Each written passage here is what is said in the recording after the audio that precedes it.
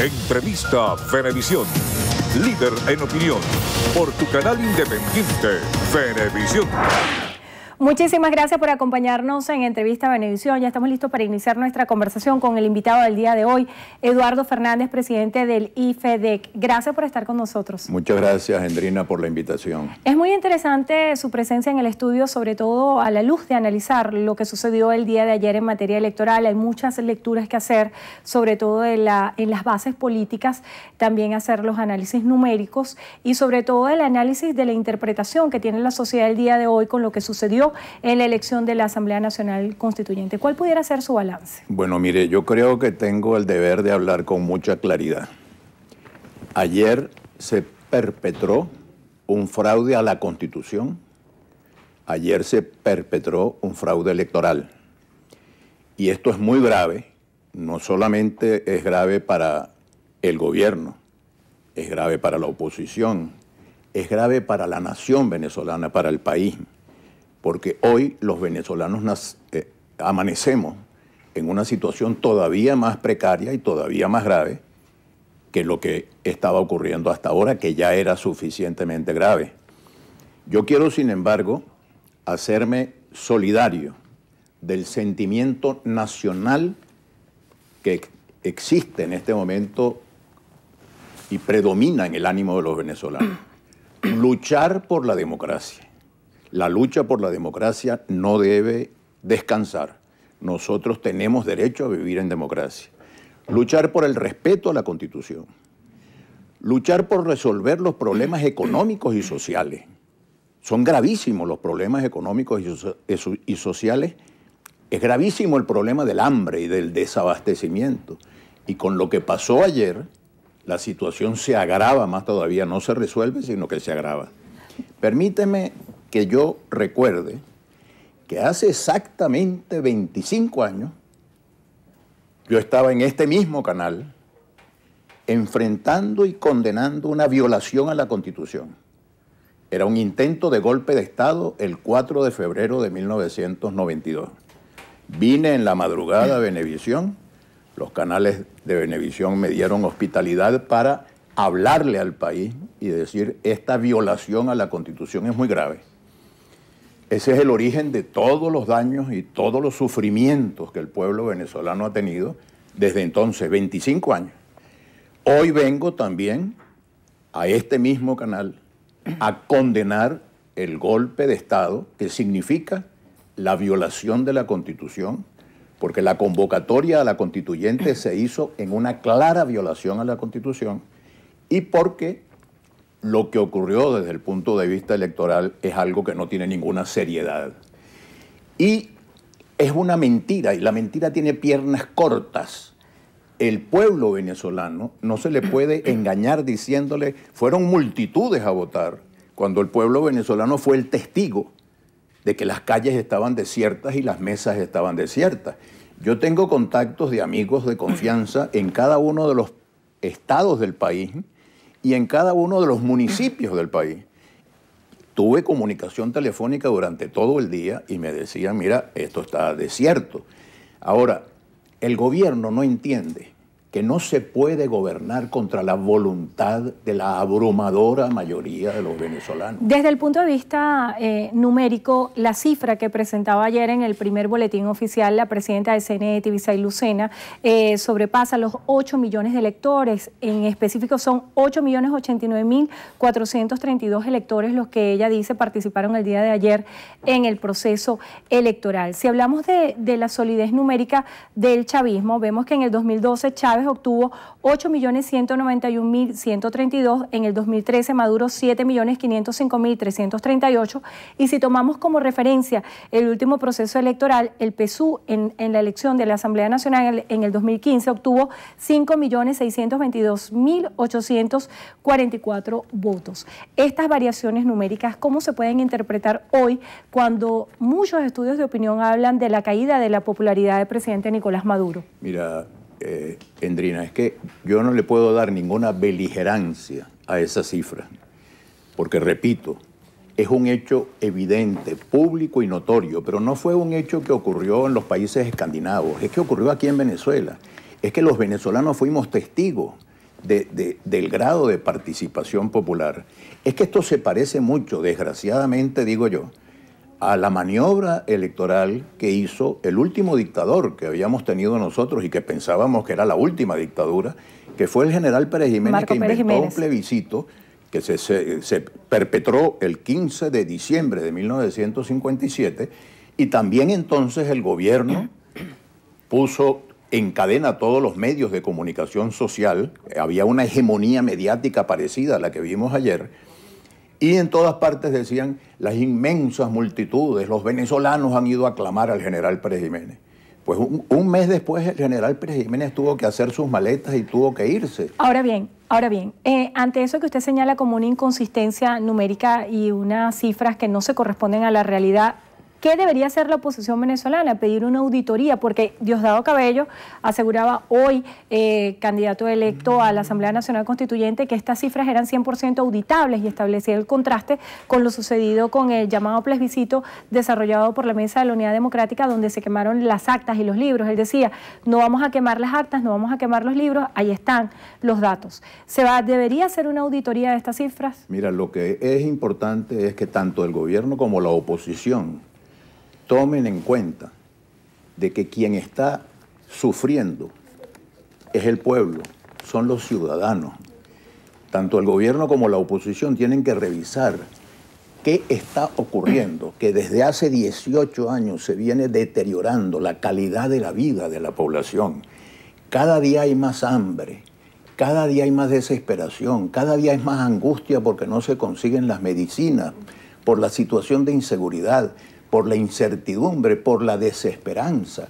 Qué bueno sería, y permíteme que yo hable en nombre de 30 millones de venezolanos que tenemos derecho a pedirle a nuestros líderes que lleguen a algún tipo de solución inteligente de esta crisis tan espantosa. ¿Es posible algún diálogo? ¿Es posible la negociación? El presidente Nicolás Maduro ayer en su discurso desde la Plaza Bolívar decía que había sostenido reuniones y encuentros con Julio Borges y otros representantes de la dirigencia de la oposición venezolana. Sin embargo, él aseguraba que incluso se planteó sobre la mesa la posibilidad de posponer el evento electoral para que la oposición participara por 15 días y la oposición rechazó esta iniciativa. ¿Cree usted que es posible en el escenario de hoy que se lleve adelante un proceso de diálogo? No solamente es posible, sino que es indispensable. Es que es la única solución. La alternativa es la violencia. Ya llevamos más de 100 muertos. Ya llevamos más de 100 jóvenes venezolanos que han perdido la vida en esta lucha.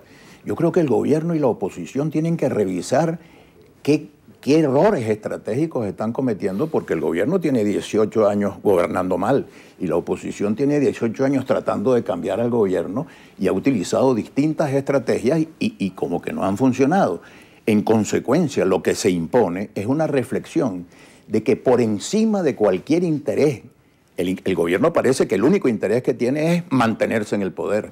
Algunas veces da la impresión de que a algunos sectores lo único que les interesa es llegar al poder.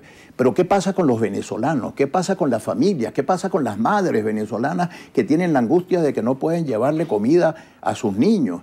Yo he presenciado espectáculos que encogen el corazón. Señoras que me decían, por ejemplo, me iba a comer un plato de arroz con caraotas y de repente oí que en el rancho de al lado un niñito de 8 años le decía a la mamá, mamá, no tengo que comer. Y entonces sacrifiqué mi plato y me fui para el rancho de al lado a compartir con el muchacho, porque la mamá le decía, ¿y cómo hago yo, hijo, si yo no tengo cómo darte de comer? Es que ese drama humano que estamos viviendo no obliga a nuestros líderes a encontrar algún tipo de diálogo, de entendimiento, de arreglo que permita salir adelante defendiendo la Constitución, defendiendo la democracia, defendiendo el derecho de los venezolanos a comer y a tener medicinas y a vivir mejor.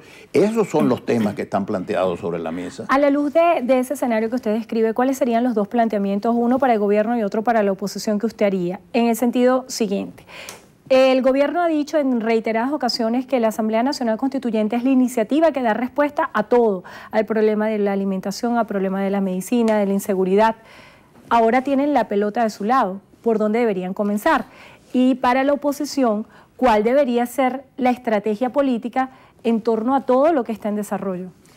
El gobierno, por cierto, tiene 18 años en el poder.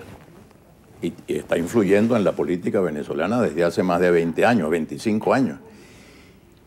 El gobierno no puede estar hablando como que si es que somos nuevos, acabamos de llegar, vamos a corregir el problema de la justicia, por ejemplo, la administración de justicia en Venezuela. El desastre de la administración de la justicia en Venezuela es resultado de la acción de este gobierno. Ahora vamos a derrotar la guerra económica. Señores, son sus políticas económicas equivocadas las que han producido esta crisis tan terrible. Ahora, Endrina, hay un drama que es este. Este gobierno no está en capacidad de mejorar la situación económica porque no tiene cómo. Antes estaba vendiendo 3 millones de barriles de petróleo y los vendía a más de $100. Ahora eso ha bajado enormemente la producción y la exportación de petróleo alrededor de 2 millones y los está vendiendo a menos de $40 en lugar de los más de 100 de antes. El ingreso fiscal es distinto. Ni este ni ningún gobierno que pueda venir, si no hay un entendimiento, si no hay un acuerdo que permita, un acuerdo de gobernabilidad. Y yo suscribí en estos días un documento con otro grupo de distinguidos venezolanos hablando de la mediación internacional, que la oposición escogiera 2 países amigos que puedan representarla, que el gobierno escogiera 2 países amigos que puedan representarla y que le pidiéramos a la Santa Sede, a pesar de que la Santa Sede deben estar muy molestos por la falta de seriedad con la que se abordó el diálogo en el pasado, y se dio un espectáculo mediático absolutamente falto de seriedad. Pero tendría que hacerse un esfuerzo de entendimiento, porque no solamente para resolver la crisis de hoy, sino para resolver el problema del gobierno de mañana. Porque si cambiamos de gobierno en este momento, en este instante, y viene un gobierno que va a estar teniendo que apagar los cauchos incendiados en la avenida Urdaneta por el chavismo recién salido, pues ese gobierno no va a tener la fuerza y el carácter y la capacidad de tomar las decisiones. Está tocando un aspecto bien interesante acerca de la gobernabilidad y esta idea la quiero atar con la presión internacional. La comunidad internacional, al menos 15 países, han rechazado abiertamente la iniciativa de la Asamblea Nacional Constituyente, entre ellos Estados Unidos, México, Colombia. ¿Qué peso tiene la presión internacional en un escenario como hoy? ¿Se puede desestimar? Porque Jorge Rodríguez ayer en las declaraciones aseguraba que no le daba peso a lo que una parte del país, del mundo, quisieras decir en torno a Venezuela, y hablaba del respaldo de países del ALBA, de países de Petrocaribe, aliados estratégicos, políticos y comerciales como Rusia, China. ¿Qué peso tiene hoy la presión internacional desde lo pragmático? Yo creo que nunca había habido un gobierno que estuviera sometido a una condena de la comunidad internacional tan severa como la que se está produciendo en relación a las maniobras inconstitucionales del gobierno venezolano. La solidaridad de la comunidad internacional con Venezuela es grandísima, es impresionante. Y por supuesto que el gobierno tiene que estar consciente de que ese es uno de los factores que más daño le puede estar haciendo. Los problemas de Venezuela los debemos resolver nosotros los venezolanos. Desde luego que debemos recibir con mucho agradecimiento la colaboración internacional y no debemos satanizar, por cierto, los esfuerzos internacionales que se puedan estar haciendo en beneficio de una solución positiva a la crisis venezolana. Somos los venezolanos los que tenemos que resolver el problema. Ahora, crisis parecidas a esta, Endrina, las resolvieron los chilenos, las resolvieron los nicaragüenses, los del África del Sur, los de España, los de Polonia. Todos los países de la cortina de hierro pudieron resolver estos problemas con inteligencia y con patriotismo y con diálogo. ¿Cómo va a ser posible que los venezolanos de esta generación, nuestros líderes del gobierno y nuestros líderes de la oposición, no sean capaces de aportar las soluciones que el país está demandando y que el país está reclamando para resolver el hambre de la gente, la miseria en la que nos estamos convirtiendo, la destrucción del país, la ingobernabilidad del país? Entonces, todos estos son factores que tienen que ponerse sobre la mesa a la hora de analizar la situación.